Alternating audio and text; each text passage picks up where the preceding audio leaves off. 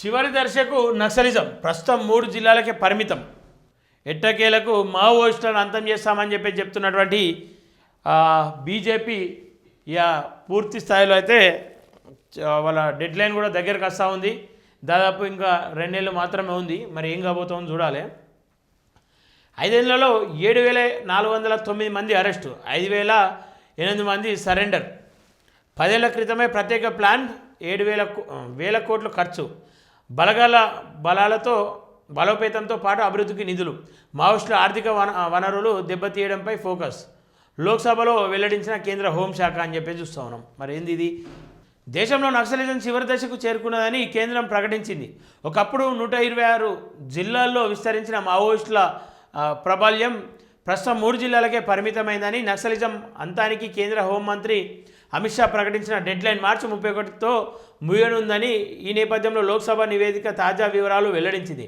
Maoist ఉద్యమాన్ని నిర్మూలించడానికి 2015లోనే కేంద్రం ప్రత్యేక విధానాన్ని తీసుకొచ్చిందని, ఇందులో కేంద్ర రాష్ట్ర ఉమ్మడిగా ₹1,000 కోట్లు ఖర్చు చేశాయని గుర్తు చేసింది. ఒకవైపు భద్రతా బలగాల బలోపేతం, మరోవైపు అభివృద్ధి పనులు చేపట్టనున్నట్టు వివరించింది. కేంద్ర విధానాలతో గత 5 ఏళ్లలో 5,880 మంది మావోయిస్టులు లొంగిపోగా 7,409 మంది అరెస్ట్ అయ్యారని, ఒక ఏడాదిలోనే 364 మంది ఎన్కౌంటర్లో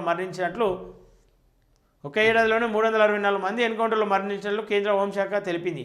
మరో 2 నెలల్లో నక్సలైట్ల ఉద్యమాన్ని పూర్తిగా తుడిచేస్తామని కేంద్రం చెప్తోంది. నేనేమంటా ఉన్నా, దానికి ఎందుకు తుడిచేస్తున్నారు, దానివల్ల జరుగుతున్న నష్టమేందో ప్రజలకు వివరించకుండా తుడిచేస్తాం, టీకేస్తాం, ఏకేస్తాం అని చెప్పేసి అసలు ఏం చెప్పదలుచుకుర్రు, వాళ్ళ మీకు జరిగిన నష్టమేంది, వాళ్ళ సమాజానికి జరిగిన నష్టమేందో క్లారిటీ ఇవ్వాలి. అది ఇయ్యరు. నక్సలిజం చివరి దశకు వచ్చినట్లు మావోయిస్టు ప్రభావిత జిల్లాలో నేడు కేవలం మూడే ఉన్నట్లు కేంద్ర ప్రభుత్వం వెల్లడించింది. ఈ ఏడాది 364 మంది నక్సలైట్లు ఎన్కౌంటర్ అయ్యారని, మరో 1,022 మంది అరెస్ట్ అయ్యారని కేంద్రం వివరించింది. గత ఏడాదిలో 7,409 మంది నక్సలైట్లు అరెస్ట్ అవ్వగా 5,880 మంది లొంగిపోయినట్లు తెలిపింది. కేంద్ర హోంశాఖ మంత్రి అమిత్ షా నక్సలిజం అంతానికి ప్రకటించిన డెడ్లైన్ ఈ ఏడాది మార్చి 31, మరో 2 నెలల్లో ముగియనున్న నేపథ్యంలో కేంద్ర ప్రభుత్వం తాజా వివరాలు వెల్లడించింది. మావోయిస్టు ఉద్యమాన్ని నిర్మూలించడానికి కేంద్ర ప్రభుత్వం 2015లోనే ప్రత్యేక విధానాన్ని స్వీకరించింది. కేంద్ర ప్రభావిత రాష్ట్రాలు ఉమ్మడిగా అమలు చేసిన ఈ విధానంలో కేంద్ర ప్రభుత్వం 1,000 కోట్లు ఖర్చు చేసింది. పోలీసులు, శాంతి భద్రతలు, రాష్ట్రాల పరిధిలోకి వచ్చే అంశమైన మావోయిజం అంతానికి రాష్ట్రంతో కలిసి పని చేసిందని కేంద్ర హోంశాఖ లోక్సభలో తాజాగా వెల్లడించింది.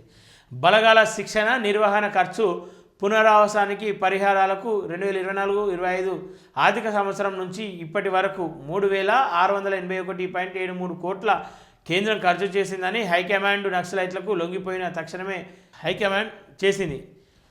నక్సలైట్లకు లొంగిపోయిన తక్షణమే ₹5 లక్షలు లో క్యాడర్కు 2,50,000 అందించాలని ఈ పాలసీలు నిర్ణయించుకుంది. ఆయుధాలు అప్పగించిన వారికి ఇన్సెంటివ్లు అందించాలని పొందుపరిచారు. లొంగిపోయిన మావోయిస్టులకు 3 ఏళ్ల పాటు నెలకు 10,000 స్టైఫండ్ను నిర్ణయించారంట. ఒకవైపు బలగాల ప్రతిష్టం, మరోవైపు అభివృద్ధి పనులు. 3,600 కోట్లు ఇప్పటికీ కేటాయించామని చెప్తున్నటువంటి బీజేపీ, నేనేమంటా ఉన్నా, 3,600 కోట్లు అభివృద్ధి కోసం కేటాయిస్తే ఆ ప్రాంతంలో వాళ్ళు ఎందుకు పోరాటం చేస్తూ ఉన్నారో, అసలు దేనికోసం వాళ్ళ పోరాటం, ఎవరి హక్కుల కోసం వాళ్ళు పోరాటం చేస్తూ ఉన్నారు, ఏ నిధుల కోసం పోరాటం చేస్తూ ఉన్నారో ఆ హామీలు ఇచ్చినట్లయితే ఇలా దేశ సంపద 3,600 కోట్లు మిగులుతుండే కదా. ఆ ప్రాంతాన్ని అభివృద్ధి చేయండి, కలిసికట్టుగా అభివృద్ధి చేస్తాం, మీ డిమాండ్స్ ఏందో అని చెప్పాల్సింది, పిలవాల్సింది చర్చలకు. నష్టమేముంది చర్చలకు పిలిస్తే? మార్చి 31 చంపేస్తామని చెప్తాం. నక్సలైట్ల అంతానికి కేంద్ర ప్రభుత్వం ఒకవైపు బలగాలను ప్రతిష్టం చేస్తూనే మరోవైపు అభివృద్ధి ప్రభావిత ప్రాంతాల్లోకి రోడ్లు, మొబైల్ టవర్లు, పోస్టాఫీసులు, బ్యాంకింగ్ సేవలు సహా ఇతరాలను ప్రవేశపెట్టింది. రాష్ట్రాలకు ఆయుధాలు, ఐటీ ఎక్విప్మెంట్స్, కమ్యూనికేషన్ బలగాల ట్రైనింగ్, పోలీస్ స్టేషన్ల నిర్మాణం, రవాణా,